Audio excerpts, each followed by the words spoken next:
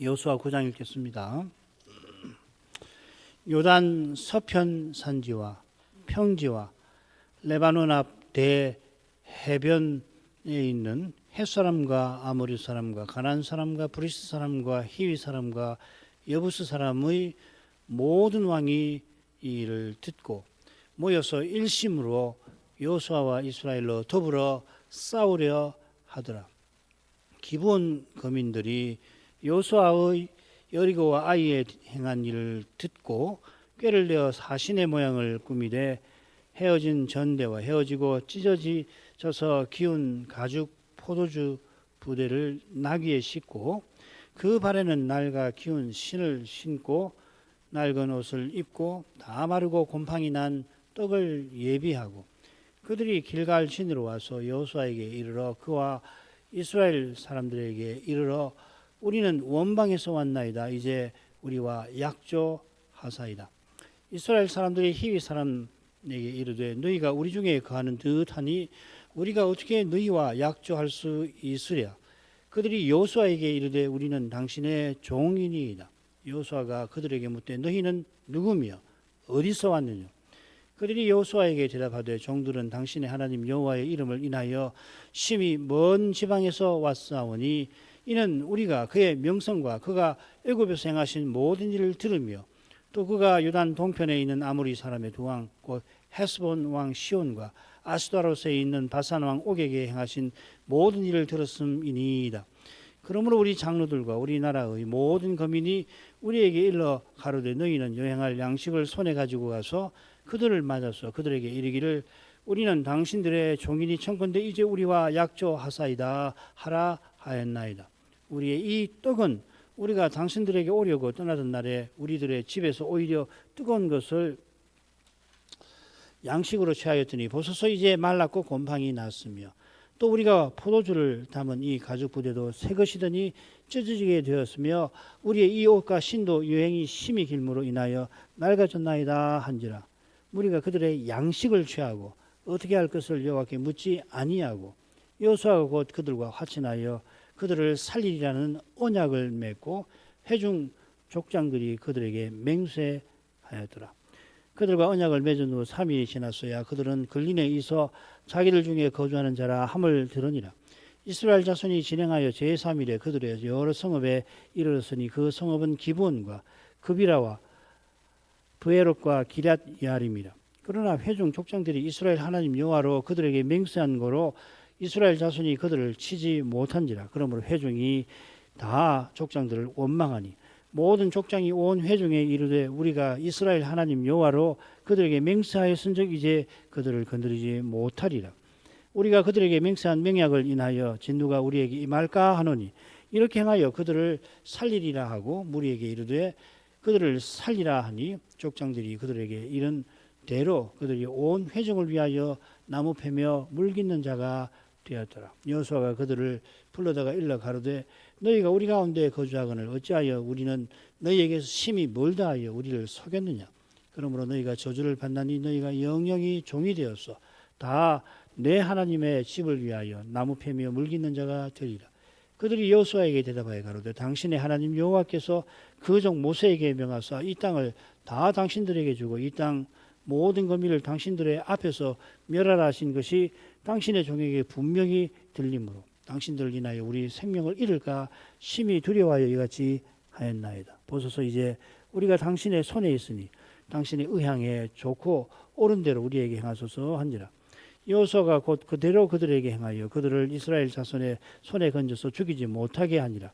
그날에 여호수아가 그들로 여호와의 택하신 곳에서 회중을 위하며 여호와의 단을 위하여 나무 패며 물 깃는 자를 삼았더니 오늘까지 이러니라.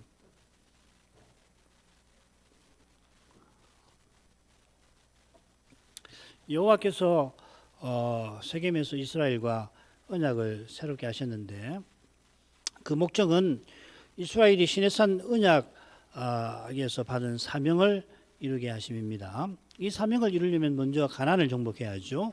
가나안 정복이 사명 수행과 관련해서 두 가지 뜻이 있겠습니다. 첫째는 하나님께서 성소와 거처와 기업으로 삼으신 가나안 땅이 선주민 가나안 7족 속에 가정한 죄로 말미암아 더러워진 것과 붙어 있습니다. 레기 18장 내용이죠. 선주민의 가정한 죄에 오염되면 이스라엘도 가나안이 토해낼 겁니다. 이는 하나님께서 구속하신 은혜를 짓밟는 죄입니다. 그 은혜에 합당하게 이스라엘이 제사장나라답게 하나님을 가까이하고 하나님의 거룩하신 뜻을 받들어야 하는 겁니다. 이를 위해서 하나님께서 거룩한 제도를 세우셨습니다. 제사장나라답게 살도록 제사제도를 세우셨고 거룩한 백성으로 살도록 희년과 안식년 제도를 세우셨습니다. 두 제도는 이스라엘이 이 가나안을 기업으로 얻는 조건 위에서 유지되지 않습니까? 제사장 제도를 위하여 레위 지파와 아론 가문이 특별한 직분을 맡았는데 그들이 이 직분을 감당하기 위하여 이스라엘은 기업의 땅을 일군데서 특별히 11조를 드려야 합니다. 거룩한 백성을 위한 희년 제도는 가난하여 팔았던 땅을 기업을 회복시켜서 2년 내내 지상에서 하나님 나라를 맛보게 하는 겁니다. 이스라엘이 이 실제적 제도를 통하여 제사장 나라와 거룩한 백성의 사명을 이루려고 이제 정복 전쟁에 나서게 되는 겁니다. 물론 이 정복 전쟁을 치르는 것 자체가 사명들과 사명 이루는 것과 붙어 있는데 그건 차차로 생각하고 줄거리를 보지요. 9장부터 12장. 머릿말은 9장 1, 2절이 되겠습니다. 가나안 모든 왕이 여호수아와 이스라엘을 대적한다. 전쟁을 일으키려 한다 하는 거고요. 그 다음에 그런데 이스라엘이 기본과 화친을 맺는 내용이 9장 오늘 읽은 마지막까지 나옵니다. 3절부터. 그러고서 10장 1절부터 15절에서는 예루살렘 왕 아도니 베섹이 이끄는 이 남부 동맹군이 이스라엘에게 전쟁에서 패배한 내용이 나오고요. 그 다음 10장 16절부터 43절에서는 이 남부의 다섯 왕을 막게다에서 정복하고 발등상 삼는 일이 한가운데 나옵니다. 그리고 이제 북쪽으로 가서 하솔 왕이 이끄는 북부 동맹군이 이스라엘에게 대패를 하는 내용이 11장 1절부터 15절까지고 그 다음 11장 나머지 부분은 기본 거민 외에 모두 강팍해서 화친을 맺지 아니하여서 이스라엘에게 정복당했다. 북뿐만 아니라 남쪽까지도 다 포괄해서 언급을 합니다. 그리고 이 12장에는 여호수아가 정복한 왕들의 목록이 길게 나옵니다. 이 둘째 대목의 중요한 내용은 기본과의 화친, 남부전쟁, 또 북부전쟁, 그 다음 정복한 왕들의 목록 뭐 이렇게 될 겁니다. 아마 여러분들이 익숙하실 거예요. 이 사건들과 목록을 여호수아는 정교한 줄거리로 제시를 하고 있습니다. 가령 3번하고 밑줄 진 3번, 셋째 단락, 다섯째 단락 보십시오. 절수가 같으지요. 15절, 15절 그죠? 사건 전개도 그렇습니다. 중요한 어휘들이 똑같이 나옵니다. 듣다, 보내다, 싸운다, 또 여호수아를 격려하신다, 뭐 저부순다. 아주 중요한 어휘들이 똑같아요. 그래서 절수가 거의 똑같습니다. 내용이 완전히 똑같은 건 아닌데 기본 골격이 똑같아요 말이죠. 북부 전쟁이 끝난 후에 여호수아는 그 온 땅을 가나안 전체를 차지한 사실을 후반부에서 밝히고 있습니다. 여기서 이 여호수아는 기본과 다른 모든 족속을 구분을 이렇게 합니다. 기본, 거민, 히위 사람 외에는 이스라엘 자손과 화친한 성읍이 하나도 없고 다 이스라엘 자손에게 쳐서 취한 바 되었으며 이 북부 전쟁 이후에 북부 지역만 아니라 남부까지 다 포괄해 가지고서 이렇게 이야기를 하고 있단 말이죠. 그러니까 이것이 자연히 기본과 화친을 맺은 사건하고 짝을 이루고 있죠, 그죠? 남부 전쟁 이후에 여호수아가 남부 지역 족속들의 땅을 차지합니다. 이 단락은 이 둘째 대목 한가운데 나오는데 물론 남부 전쟁과 관련되는 겁니다만은 특별히 여호수아가 군장들과 함께 이 정복한 왕들을 발등상 삼는 예식을 강조하고 있습니다. 자, 이것이 매주말의 목록과도 관련이 되죠. 여호수아가 정복한 왕들의 이름을 하나씩 언급을 하게 될 것입니다. 아주 뭐 제가 만든 건 아니고요. 아주 분석을 참 잘했고 이렇게 봐야 좋을 것 같습니다. 자, 이런 순서로 해보겠습니다. 1, 2절. 요단 서편 산지와 평지와 레바논 앞 대해 해변에 있는 헷 사람과 아모리 사람과 가나안 사람과 브리스 사람과 히위 사람과 여부스 사람의 모든 왕이 이를 듣고 모여서 일심으로 여호수아와 이스라엘로 더불어 싸우려 하더라. 이 부분 골자는 앞서도 말씀을 드렸는데 모든 왕이 듣고 여호수아와 이스라엘과 더불어 싸우려 한다 하는 겁니다. 모든 왕들이 다스리는 영역이 셋으로 표시되어 있습니다. 요단 서편 산지, 그리고 평지, 쉐펠라라고 하는 말 들어보셨을 겁니다. 이 쉐펠라입니다. 그다음 레바논 앞 대해 해변입니다. 대해변이었는데 대해의 해변 이 말입니다. 그리고 다스리는 족속이 6입니다. 헷, 아모리, 가나안, 브리스, 히위, 여부스, 기르가스까지 하면 7족속이 되지요. 요컨대 모든 왕은 가나안의 모든 왕인 겁니다. 그처럼 지역도 가나안 전체를 가리킬 겁니다. 요단 서편 산지는 요단강을 건너서 동편에서 서쪽으로 넘어오면 위쪽으로는 에브라임 산지, 신약에 와서는 사마리아 산지라고 그러죠. 그 다음에 그 산지와 남쪽으로 이어지는 유다 산지를 가리키고요. 평지는 어디냐면 쉐펠라라고 하는 이름대로 유다 산지 서편으로 요빠 아시죠? 지정해 쪽에 그 요빠 로부터 해서 저 위쪽 요빠로부터 밑으로 가사까지 이르는 저지대고요. 그다음 레바논 앞 대해변은 요빠에서부터 저기 북쪽 두로에 이르는 해변을 가리킵니다. 자, 이 지역들은 이 정복 전쟁 살피면서 자연히 더 살피게 될 것입니다. 지도를 찾아보려고 했는데 적절한 지도가 없어가지고서 그래도 뭐 어렵진 않으니까 그냥 설명해 드립니다. 가나안의 모든 왕이 이 일을 들었습니다. 이 일이라는 표현은 없어요. 그렇지만 그들이 들은 소식은 첫째 대목에 기록된 여호와의 크신 일들에 관한 것인데 요단 건너게 하신 일, 여리고와 아이를 진멸하신 일, 뭐 이런 것들이겠죠. 그들이 모여서 일심으로 싸우려 합니다. 이 모인다라고 하는 표현이 여호수아 10장 6절에 한 번 더 나옵니다. 희한하게 여호수아에도 둘만 나오는 단어가 많은데 그 중에 하나입니다. 거기 보면 아모리 왕들이 이스라엘과 화친한 기분을 치려고 모였다 이렇게 되어 있습니다. 거기도 이 낱말이 쓰였습니다. 여기 주목할 낱말은 그것보다는 일심으로입니다. 이 아모리 왕들이 함께 모이고 일심으로 대적한다 했습니다. 이 일심이라고 새긴 에하드라는 말인데 하나라는 말이거든요. 이 낱말이 둘째 대목에서 무려 37번이나 나오는데 그중에 34번이 일곱째 단락 맺은 말에 12장에 나옵니다. 그래서 특별히 9절부터 24절에 각 절에 두 번씩 하나는 하고 똑같은 말입니다. 그러니까 일심으로라는 말은 하나같이, 영어로 하면 as one입니다. 하나로서, 하나같이. 굉장히 이게 희한한 겁니다. 어떻게 그 모든 왕이 하나같이 이 전쟁을 치르려고 했다 이 말이죠, 그죠? 조금 이따가 그 의미를 설명을 드리려고 합니다. 그들이 일심으로 하나로 싸우려고 했는데 여호와께서 하나씩 심판해 버리셨다 이 말이죠. 모든 가나안 왕이 하나가 되어서 여호수아와 이스라엘과 싸우려 합니다. 왕들이 여호수아와 싸우는 게 아니라 여호수아와 이스라엘과 싸웁니다.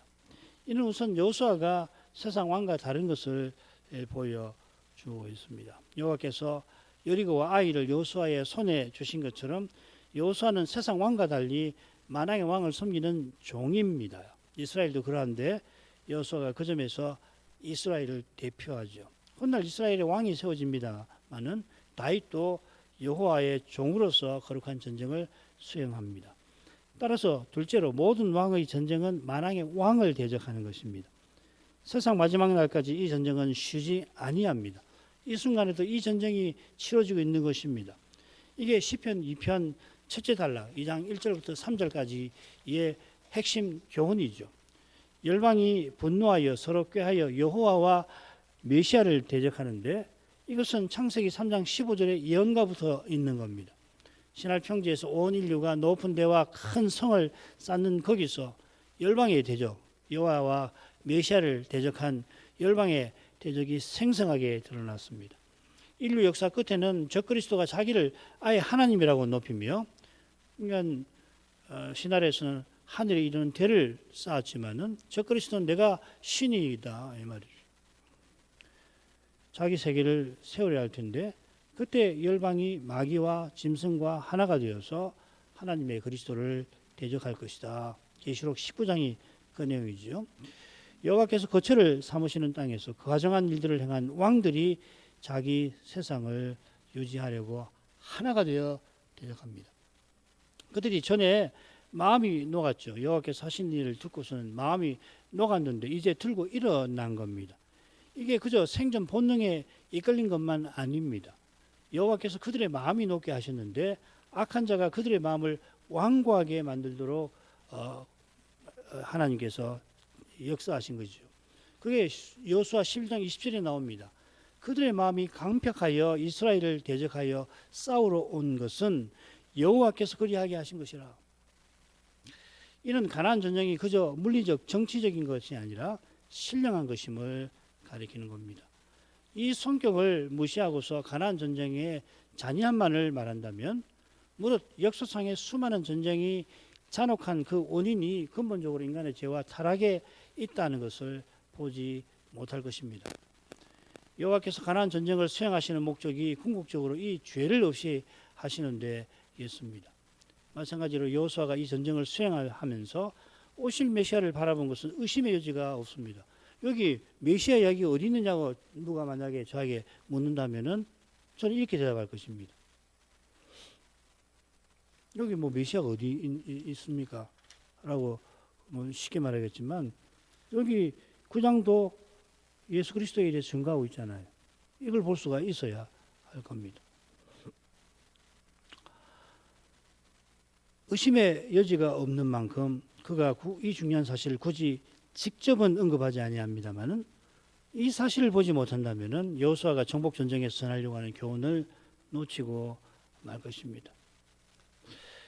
두 번째 단락으로 가죠. 줄거리 먼저 보십시다. 가나안의 모든 왕이 여호수아와 이스라엘과 더불어 싸우려 하는데 한 성읍이 이스라엘과 화친하려 합니다. 그리고 이 사건이 남부 전쟁의 단초가 되기도 합니다. 먼저 이 사건의 줄거리를 보시겠습니다. 머리말은 3절부터 6절입니다. 기브온 거민이 이스라엘과 화친하러 사신을 길갈에 보냈다 하는 이야기고요. 그 다음 기브온 사신이 속여서 이스라엘과 화친하는 내용이 15절까지, 그리고 사신이 속인 것이 드러났지만 이스라엘이 맹세를 지킨다는 거, 맺은 말은 이 기브온 거민이 여호와의 단을 위하여 봉사하는 일을 하게 되었다 하는 겁니다. 기브온 거민이 여호수아의 일을 듣고 사신을 여호수아에게 보냅니다. 화친을 이루기 위하여 속입니다. 이스라엘이 처음에 의심은 하는데 결국 속아서 화친합니다. 그 속은 줄 알지만 여호와 이름으로 맹세한 것이니 깨질 못합니다. 이스라엘을 속인 기브온 거민이 저주를 받는데 그건 놀랍게도 여호와의 단을 위하여 섬기는 것입니다. 자, 처음 부분으로 가죠. 3절부터 6절. 기브온 거민들이 여호수아의 여리고와 아이에 행한 일을 듣고 꾀를 내어 사신의 모양을 꾸미되 헤어진 전대와 헤어지고 찢어져서 기운 가죽 포도주 부대를 나귀에 싣고 발에는 낡아 기운 신을 신고 낡은 옷을 입고 다 마르고 곰팡이 난 떡을 예비하고 그들이 길갈 진으로 와서 여호수아에게 이르러 그와 이스라엘 사람들에게 이르되 우리는 원방에서 왔나이다. 이제 우리와 약조하사이다. 기브온 거민은 히위 족속입니다. 7절에 나오죠. 기브온은 예루살렘 북서쪽 8km 떨어진 곳에 있습니다. 주변 몇몇 성들이 또 언급이 되죠. 기란 여아림도 그 근처에 있습니다. 다 거기 성전과 성막과 관련된 곳이죠.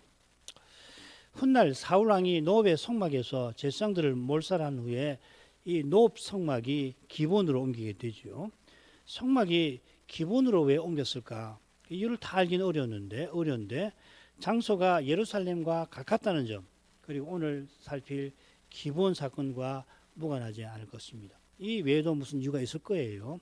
그런데 분명한 이유는 첫째로 예루살렘과 가까운 곳이다. 실로도 마찬가지죠. 노업도 마찬가지고요. 그 다음에 이 기본 사람들이 이 관련이 될 것입니다.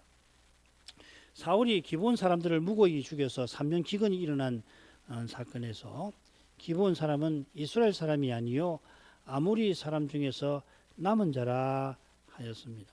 얼른 보면 앞에 히비 족속이라고 했는데 이 모순이 아닌가 싶습니다만은 여기 이 아모리 족속은 가나안 족속 전체를 대표하는 표현으로 언급이 되었습니다. 창세기 15장 16절에도 마찬가지로 아모리 족속의 죄악 이렇게 되어 있습니다. 가나안 7족속을 대표해서 아모리 족속이라고 합니다. 기본 거민이 여호수아의 여호수아가죠. 여호수아가 여리고와 아이에 행한 일을 들었습니다. 그들이 들은 사실이 여호수아 6장부터 8장에 상세히 기록되었습니다. 이들은 여호와께서 행하신 일인 줄 제대로 알지 못하니까 여호수아가 행한 일이라고 들었던 것입니다.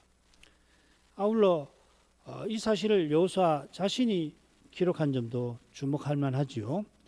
여호수아가 설마니 기본 사람의 생각보다 말이라고 하십시다. 말을 빌어서 자기를 높이려 했겠습니까? 그들의 생각에 말에 부족한 점이 있는데 부족한 그 생각이 결과적으로 옳은 것도 있어서 이렇게 기록을 한 것 같습니다. 부족한 점은 당연히 여호수아가 직접 한 일이 아니라 여호와께서 여호수아를 쓰셔서 한 일이라는 것을 잘 모르는 데 있습니다마는 여호수아를 특별히 쓰신 것이니 그들의 생각에 여호수아가 행한 것이라 한 것은 옳은 면도 있는 것입니다. 이는 그들이 이 아이에서 이스라엘이 대표한 일도 들었을 텐데 이스라엘과 맞서서 안 된다고 판단한 것과도 붙어 있겠습니다. 지금 기본을 제외하고는 모든 가나안 족속의 왕들이 들고 일어나 여호와와 여호수아를 대적합니다.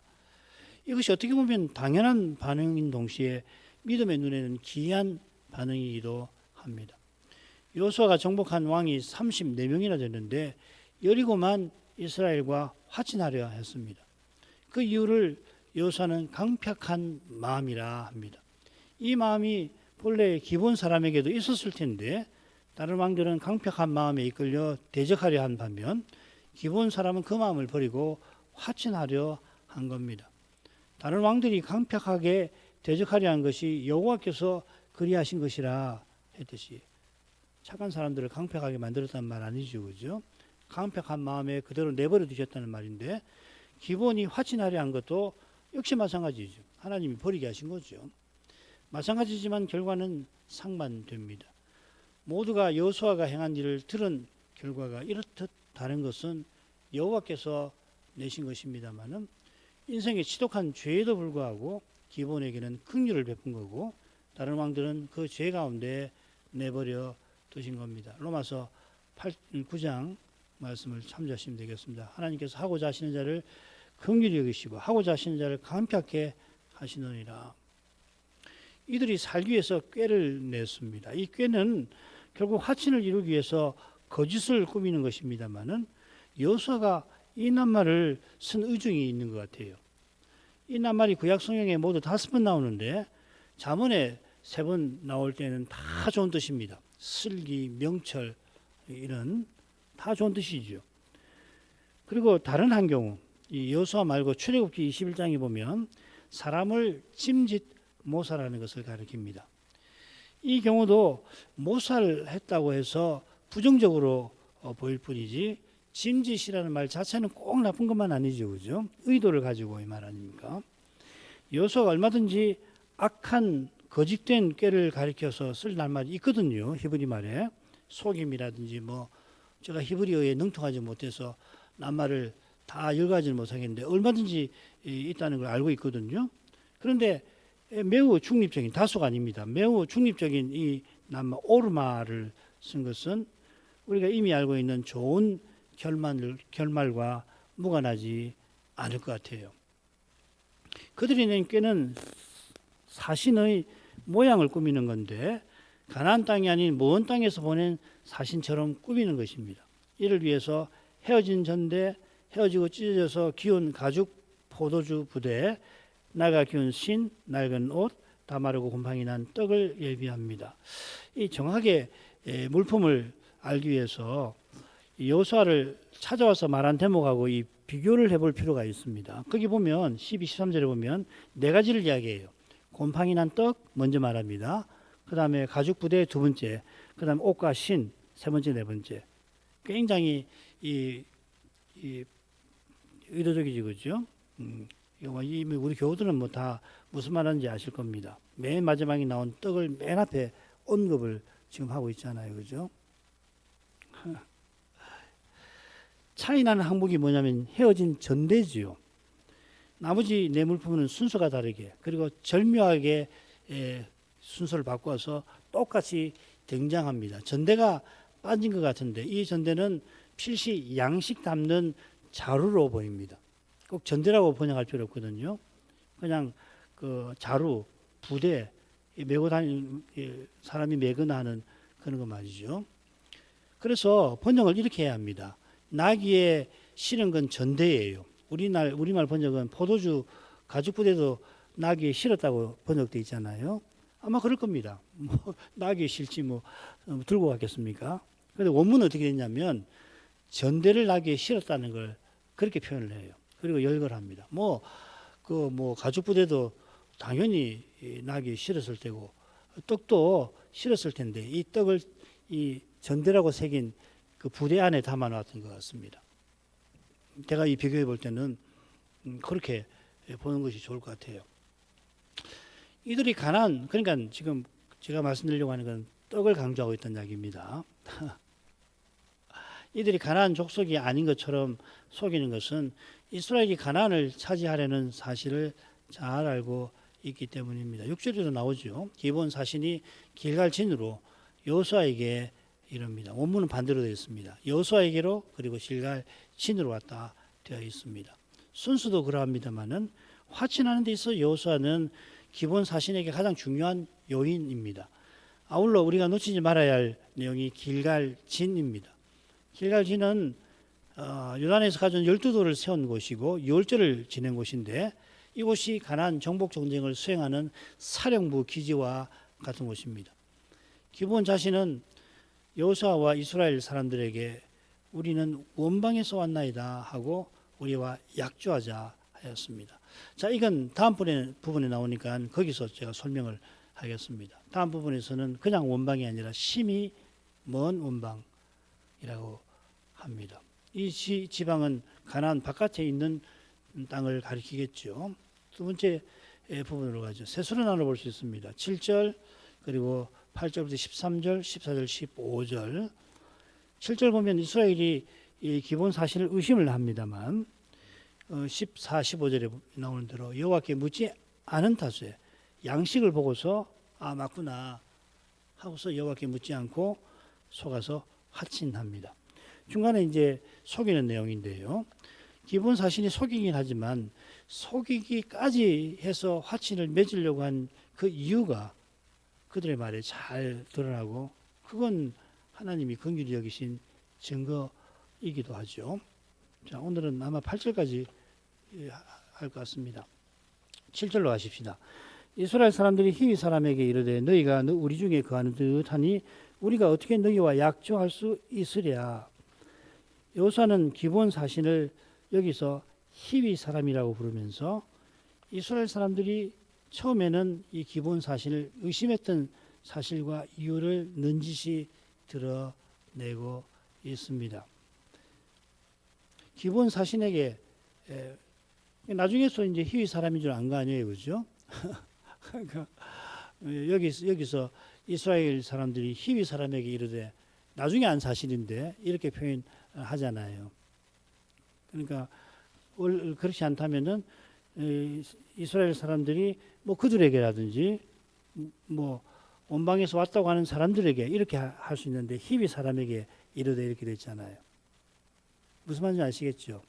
그러니까 이런 걸 통해서 여호수아가 의심한 그 이유와 근거를 대는 거거든요. 성경 아주 절묘합니다. 그냥 읽으면 그냥 읽으면 되지만은 우리 갑자기 히위 사람에게 나중에 안 사실을 왜 여기다가 미리 썼느냐? 그건 이제 우리들어 이 이스라엘 사람들이 의심할 만한 이유가 있다는 것을 암시하는 거죠, 그렇죠? 성경은 너무너무 재밌습니다. 이런 거 보면은 기브온 사신에게 속은 후에 그들이 히위 사람이라는 것을 분명히 알게 되었습니다만은 그 전에도 그들이 먼 땅에서 온 사람들이 아니고 길갈에서 가까운 지역에서 온 사람임을, 특별히 히위라고 이 족속임을 짐작할 만한 점들이 있었던 것 같습니다. 이스라엘 사람들이라고 했는데 실제로는 백성의 대표 족장들일 겁니다. 이들은 화친을 청하러 온 이들이 우리 중에 가는 듯한 사실을 들어서 거부하려 하죠. 이건 뭐 여호와께서 금하신 일입니다.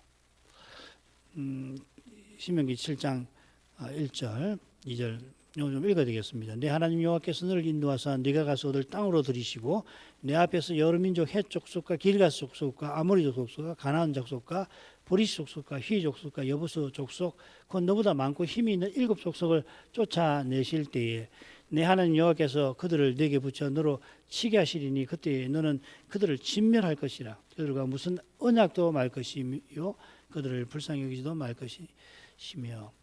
이스라엘은 가나안 7 족속을 진멸하고 그들과 언약을 맺지 말아야 합니다. 이 언약이라고 하는 표현, 브리트라는 말인데요. 여호수아 9장 7절에서 약조라고 새겼습니다. 약조가 몇 번 나오죠, 그죠? 약조하사이다. 약조. 요즘에 이 약조하면은 다소 개인적인 관계를 가리키는데 한자말을 뒤집으면 사실은 한자말 광영, 영광 우리가 뒤집어 쓰잖아요. 그 비슷한데 이 조약이 됩니다. 조약은 국가 간의 관계를 가리키고 모세 시대의 국가 조약도 이 언약이라는 말, 브리트라는 말로 불렸습니다. 기본은 봉신이 되고 섬기는 신하가 되고 이스라엘은 종주가 되는 겁니다. 다스리는 주인이 되는 조약입니다. 전에 아브라함이 아모리 족속 마므레와 언약을 맺었습니다만 이제는 이스라엘이 가나안 족속과 언약을 맺어서는 안 된다 이렇게 하셨습니다. 그 이유가 뭐냐면 그들의 신과 붙어 있습니다. 너는 그들과 그들의 신과 언약하지 말라. 여호와께서 가나안을 자기 처소와 기업과 성소로 삼으신 까닭에 이제 가나안 땅에서 다른 신들을 허용하시지 않으십니다. 이는 가나안 족속이 이 신들을 섬기면서 범하는 가정한 죄를 철저히 금하신 것과도 붙어 있습니다. 레위기 18장 혼인 또 20장 가정 성민법에서 몰렉 우상 숭배를 가정한 죄로 철저히 금하십니다. 이스라엘이 그들과 언약을 맺어 이런 우상 숭배에 빠져서 가정한 죄를 짓는 것은 언약을 허물고 여호와를 멸시하는 거죠. 아브라함이 그런데 마므레와 언약을 맺은 것은 그가 그들의 땅에 들어와 사는 처지에서 아직 주시지 않은 거죠. 여러 족속들의 틈바구니에서 언약의 공동체를 원수들의 공격에서 지키려 했던 것입니다. 아브라함이 마므레와 함께 그들라오멜 원정대를 격파한 목적도 가나안 땅에서 하나님 백성답게 서나가려는 데 있었습니다. 이제 이스라엘이 이집트를 떠나서 가나안에 돌아온 것은 결국 아브라함이 바라던 세계를 이루기 위함입니다.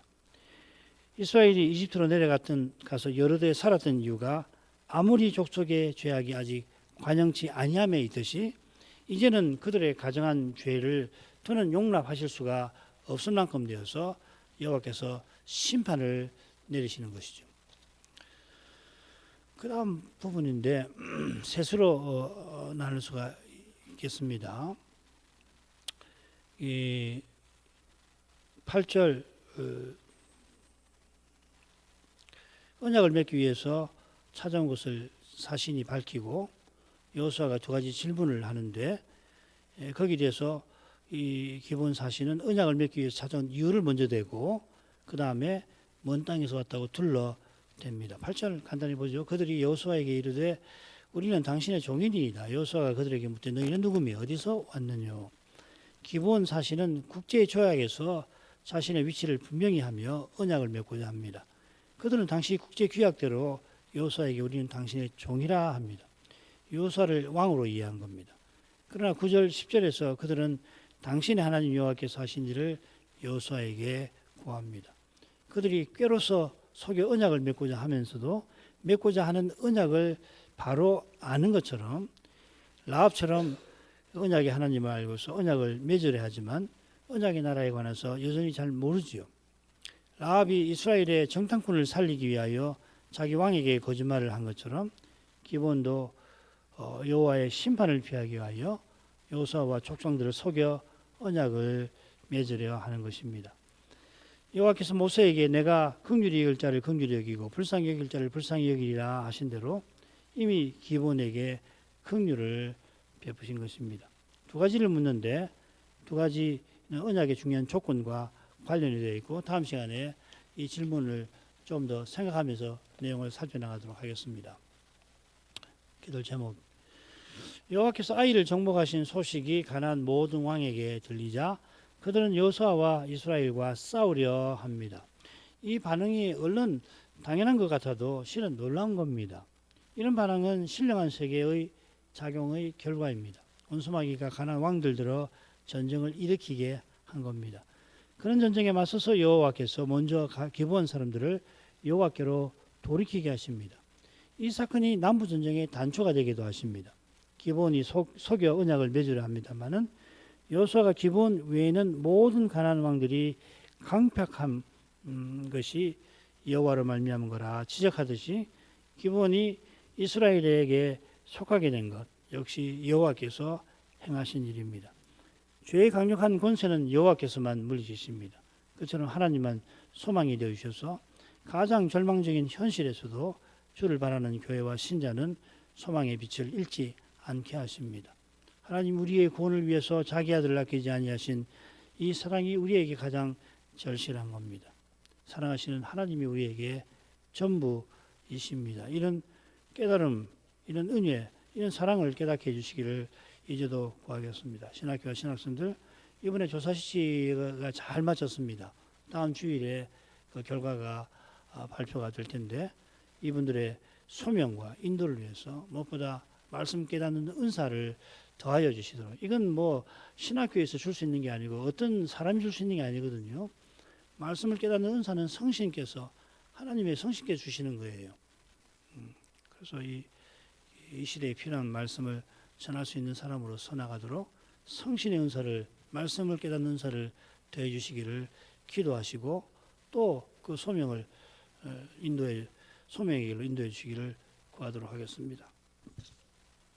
같이 기도하겠습니다. 걸어가신 아버지 이스라엘의 아이를 정복하게 하시고 세겜에서 그들과 언약을 새롭게 하여 주셨는데 그 뜻이 실로 신비하게 이루어져 가는 것을 오늘 읽은 말씀 가나안 모든 왕들이 여호수아와 이스라엘을 대적하여 일어선 데에서 또 기브온 거민이 이스라엘과 언약을 맺게 된 데에서 드러납니다. 가나안 모든 왕이 전에는 여호와께서 행하신 위대한 일들을 알고서 그 마음들이 녹아버렸는데 아이성 정복하신 사실을 알고서도 이처럼 이스라엘을 대적하는데 그들이 하나와 같이 된 것은 그저 정치적 변동이나 이런저런 인간적 변화 때문이 아니라 신령한 세계에서 움직이는 귀한 활동으로 말미암은 줄 믿습니다. 여호수아는 모든 왕이 대적하게 된 것이 그들의 마음이 강팍하게 된 데 있고 그렇게 된 것이 여호와의 역사심에 있다 하였습니다.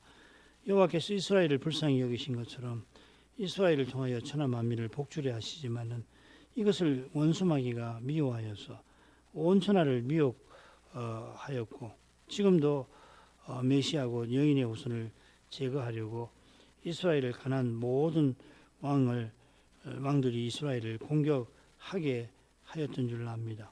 우리 눈앞에 벌어지는 현상 배후에 이 두려운 작용이 있다는 것을 늘 명심하게 해주시고 그래서 보이는 현실에 갇히지 말고 주님께서 지금 성신으로 이 세상에서 이루고 계시는 그 거룩한 일에 관하여 하나님 말씀을 통하여 예배에서 비추시는 영광에서 늘 살피게 해 주옵소서.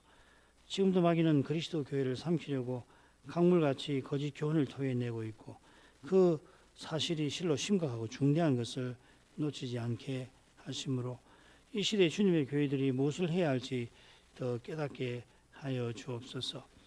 여호수아가 남부 전쟁을 어떻게 시작하는지를 기록해 가면서 기본 사람들이 이스라엘과 언약 맺으려 한 일을 중요하게 다룹니다. 이 언약 때문에 예루살렘 왕 아도니 베섹이 왕들을 이끌고 기본을 공격하려 했고, 그 공격에서 이스라엘이 기본을 지켜준 일로 가나안 정복 전쟁은 본격적으로 이루어져 갑니다. 기본 사람들이 다른 모든 왕들과 족속과 달리 이스라엘과 언약을 맺으려 한 그 일에서 여호와께서 전에 라합을 건져주신 그 긍휼하심을 떠오르게 하십니다. 라합이 여호와께서 행하신 일에서 상천하지에 참 하나님이신 것을 깨닫게 하신 것처럼 기본 거민도 여호와께서 행하신 일에서 어떻게든지 여호와와 맞서는 어리석음에서 벗어나서 그분의 자비를 잊고자 하게 하신 줄 압니다. 이런 데서 여호와께서 이스라엘대로 가나안 7족속과 언약을 맺지 말고 그들을 전멸하라 명령하셨는데도 기본은 멸망에서 벗어나게 하시는 바로 이 사실에서 우리 하나님의 거룩한 사랑을 꼭 깨닫게 하시옵소서. 이런 사랑이 장차 위대한 구원을 이루시는 데에서 그리스도의 십자가 부활에서 드러나고 또 우리 주님 다시 오시는 날에 드러나겠습니다. 이 날에도 이 거룩한 사랑이 있어서 이 세상이 이만큼 유지되게 하시고 주님의 교회가 존립되며 정진하게 하십니다. 자비하신 아버지, 마땅히 가나안에 가정한 죄를 토말하셔야 하듯이 모든 인생이 스스로는 하나님의 심판을 피할 수가 없지만은 하나님이 친히 자기 아들을 죄 있는 육신의 모양으로 보내어 인생을 구원해 주시는 이 사랑의 신비를 늘 마음에 새기게 해주셔서 사람으로서는 도무지 이 소망이 보이지 아니하는 그때에 하나님께서 친히 이 해답이 되어 주시는 그 사실을 맛보게 해 주시옵소서. 그것이 신비여서 인생이 그것을 깨닫기까지 실로 힘든 과정을 반드시 거치게는 되지만은 그러나 그 과정 자체가 하나님의 사랑에 이미 속하는 것임을 마침내는 알게 하십니다. 자비하신 아버지, 구약 성경에서 하나님이 그리스도와 영원한 나라를 비춰주시는 것을 이제도 감사드립니다. 이 거룩한 빛을 주님의 교회가 늘 배웁도록 이끌어 주십시오. 예수님 이름으로 기도합니다. 아멘.